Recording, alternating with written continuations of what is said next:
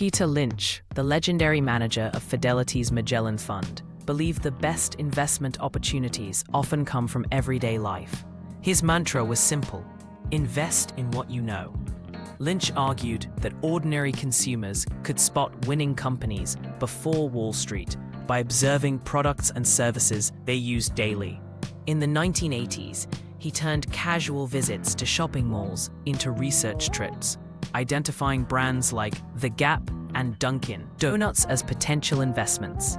This approach democratized investing, proving you don't need a finance degree to succeed. Lynch's 2-minute drill was his method of converting routine experiences into investment insights. Whether waiting in line at a fast food chain or noticing a new product trend, he'd jot down notes on a small notepad. For example, he famously invested in Taco Bell after observing its growing popularity.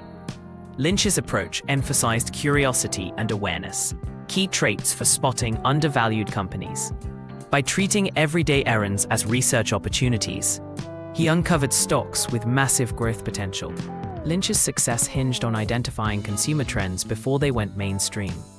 He noticed Walmart's expansion in suburban America and invested early, capitalizing on its growth. Similarly, he backed Hanes after realizing the popularity of its legs pantyhose in supermarkets. Lynch's strategy was straightforward. If a product was flying off shelves, the company behind it was likely undervalued. This trend-spotting skill allowed him to outperform the market consistently. Lynch believed non-professionals, teachers, nurses, even teenagers, could identify winning stocks better than Wall Street analysts. For instance, he invested in Apple after educators praised its computers for classrooms. He called these individuals local experts, arguing their first-hand experience provided invaluable insights. Lynch's approach highlighted the power of grassroots research, proving that expertise isn't confined to financial institutions. Lynch didn't rely solely on observations. He visited companies to verify their potential. Touring factories, retail stores, and even stockrooms, he assessed management quality and operational efficiency. For example, his visit to Ford's headquarters confirmed its turnaround potential. Lynch's hands-on approach demystified investing, showing that thorough research could be as simple as asking questions and observing operations firsthand. Lynch coined the term 10-bagger for stocks that grow tenfold. He found these gems by combining consumer insights with financial analysis. For instance, his early investment in Philip Morris paid off as the company diversified beyond tobacco.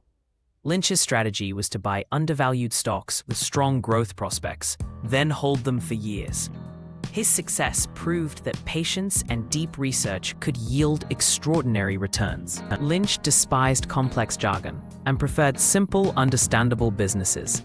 He avoided industries he couldn't grasp, like biotechnology, and stuck to consumer goods. His philosophy was, if you can't explain it to a 10-year-old, don't invest in it.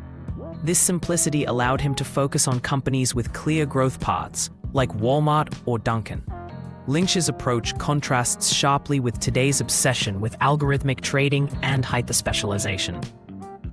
Lynch advised investors to ignore short-term market swings. During the 1987 crash, he remained calm, knowing panic selling would lock in losses.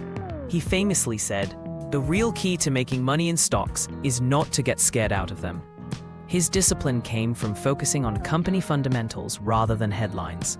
This long-term perspective helped him weather volatility and capitalize on mispriced opportunities. Lynch's greatest returns came from holding high-quality stocks for years, allowing compounding to work. For example, his investment in Walmart grew exponentially as the company expanded nationwide. Lynch likened investing to planting trees. The best time to start was 20 years ago. The second best time is now. His patience transformed modest observations into life-changing wealth, proving that time in the market beats timing the market. Peter Lynch's legacy lies in democratizing investing. His book, One Up on Wall Street, taught millions to trust their observations and avoid Wall Street hype. Lynch showed that disciplined research, patience, and simplicity could outperform complex strategies. Today, his principles remain timeless. empowering a new generation of investors to find opportunities in their everyday lives, just as he did in the 1980s.